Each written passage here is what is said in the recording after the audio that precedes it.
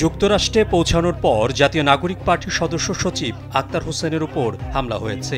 এ সময় দলটির যুগ্ম আহ্বায়ক ডাক্তার তাসনিম জারাও হেনস্থার শিকার হয়েছেন। এই ঘটনায় জরুরি বিবৃতি দিয়েছে এনসিপি। মঙ্গলবার দলটির ডায়াম্পোরা অ্যালায়েন্স এই বিবৃতি দিয়েছে।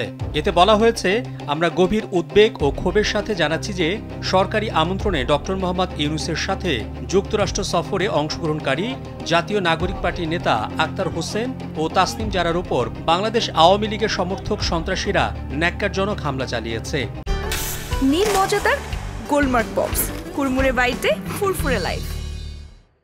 এই ঘটনা শুধু রাজনৈতিক সহিংসতার বহিঃপ্রকাশ নয়, বরং রাষ্ট্রের কূটনৈতিক মর্যাদা ও নিরাপত্তা ব্যবস্থার চরম ব্যর্থতার উদাহরণ। বিবৃতিতে বলা হয়, আমরা প্রশ্ন রাখছি, যদি সরকারি সফরের অংশগ্রহণকারীরা ন্যূনতম নিরাপত্তা না পান, তবে বিদেশে অবস্থানরত বাংলাদেশি কনস্যুলেট ও দূতাবাসগুলোর অস্তিত্বের যৌক্তিকতা কোথায়? তারা কাদের স্বার্থে কাজ করছে আর কেন এ ধরনের অপরাধীদের বিরুদ্ধে কার্যকর ব্যবস্থা নিচ্ছে না?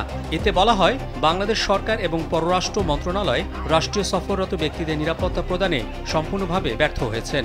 বাংলাদেশ সরকারের কাছে এ বিষয়ে অবিলম্বে দৃঢ় পদক্ষেপের দাবি জানায়। বিবৃতিতে এনসিপির পক্ষ থেকে ৩ দফা দাবি জানানো হয়েছে।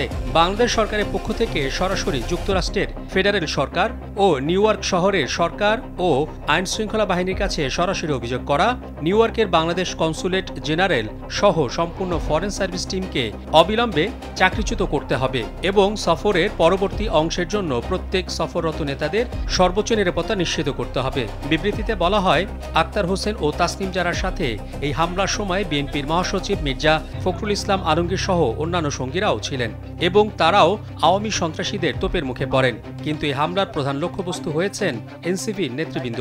জুলাই বিপ্লবের সময় যারা জীবন বাজি রেখে লড়েছিলেন, তাদের প্রতি প্রতিশোধ পরায়ণ হামলাকারীদের ক্ষোভ আজও থামেনি। আক্তার হোসেনকে হাসিনা সরকার জুলাই গ্রেফতার করে নির্যাতন চালায়। যিনি গণ আন্দোলনের জন্য নিজের জীবন ঝুঁকিতে ফেলেছিলেন, আজও সেই সংগ্রামের মূল্য দিতে হচ্ছে।